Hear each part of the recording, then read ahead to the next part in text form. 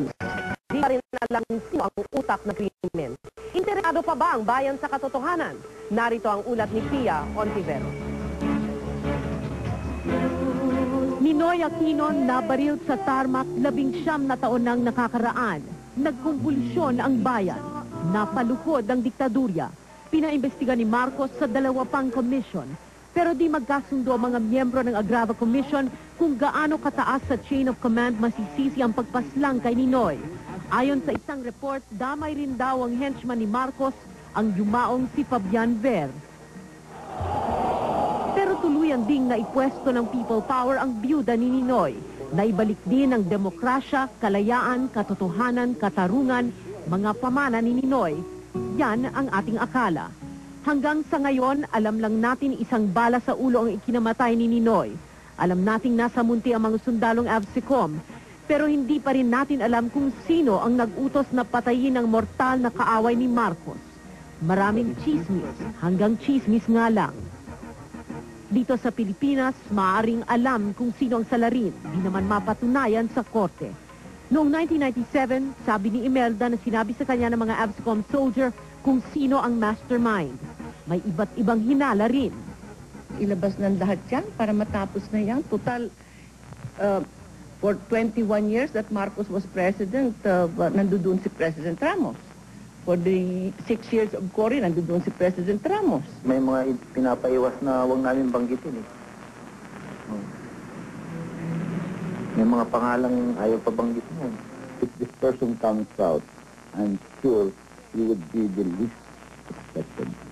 Para ng sirang plaka ang pamilya Aquino, kada taon gusto nilang malaman ang totoo. Pero tulad natin, napagod na rin sila. As time goes by, I'm beginning to accept that maybe not in my lifetime. And if I don't get it in my lifetime, I don't think it will ever be closed.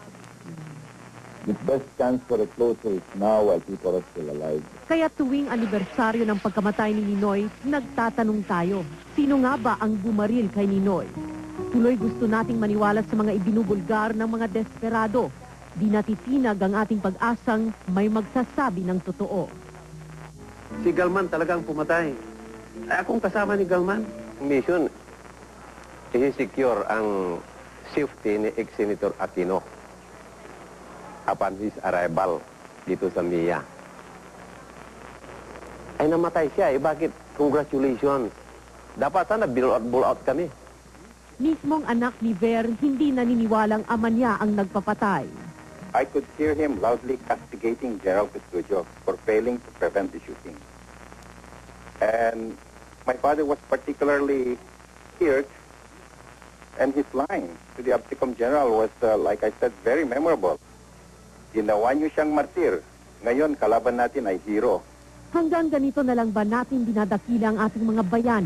Nagtatayo tayo ng mga monumento at museo. Pero ang kanilang pagkamatay, di natin nilulutas.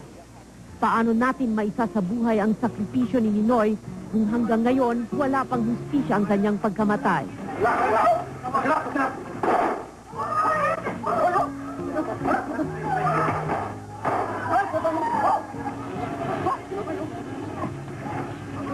Dalawang bagay lang daw yan. Nakagawian na ba nating ibitin ang mahalagang bagay? Unfinished business, ika nga. O takot ba tayo at hindi kayang panindigan ang katotohanan?